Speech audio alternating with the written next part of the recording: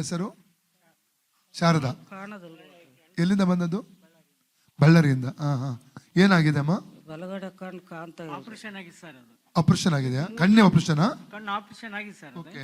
ಈಗ 3-4 ದಿವಸ ಸರಿ ಕಾಣ್ತಾ ಇಲ್ಲ. ಪೂರ್ತಿ ಕಾಣ್ತಾನೆ ಇಲ್ಲ. ಎರಡು ಕಣ್ಣ? ಒಂದು ಕಣ್ಣು? ಒಂದು ಕಣ್ಣು. ಒಂದು ಈ ಕಣ್ಣ. ಓಕೆ. ಬಲಗಡೆ ಕಣ್ಣು ಓಕೆ. ಈ ಮಂಡಿ ನೋವು. ಮಂಡಿ ನೋವು ಉಂಟಾ? Okay okay. ಮೊನ್ನೆ ಒಂದು 8 ದಿವಸ ಕೆಳಗೆ ಬಂದೋಗಿದೆ ಸರ್. ಎಷ್ಟು ಸಮಯದಿಂದ ಅದು?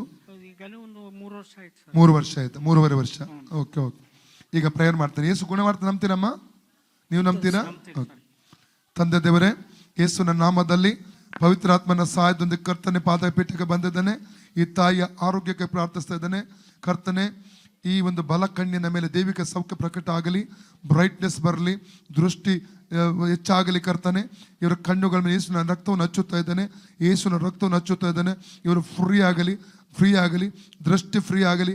ಅದು ಮಾತ್ರವಲ್ಲದೆ ಮಂಡಿಗಳ ಮೇಲೆ, ಜಾಯಿಂಟ್ಗಳ ಮೇಲೆ ಹೊರಡುವಂಥ ಎಲ್ಲ ರೋಗಾತ್ಮ ಶಕ್ತಿಗಳನ್ನು ಈಗಲೇ ಇವರ ಕಾಲುಗಳನ್ನು ಡಿಸ್ಕನೆಕ್ಟ್ ಮಾಡ್ತಾ ಇದ್ದಾನೆ.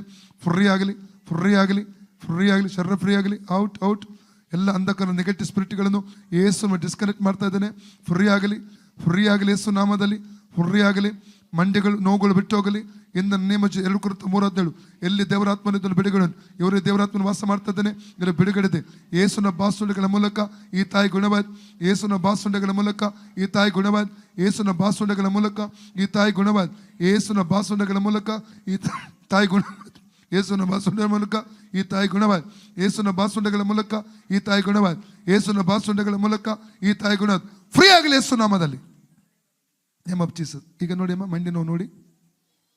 ನಡೀರಿ ಸೀದಾ ನಡೀರಿ. ಏನಮ್ಮ? ಏನಂತೆ? ಸರಿ ಆಯ್ತಲ್ಲ? ಓಕೆ.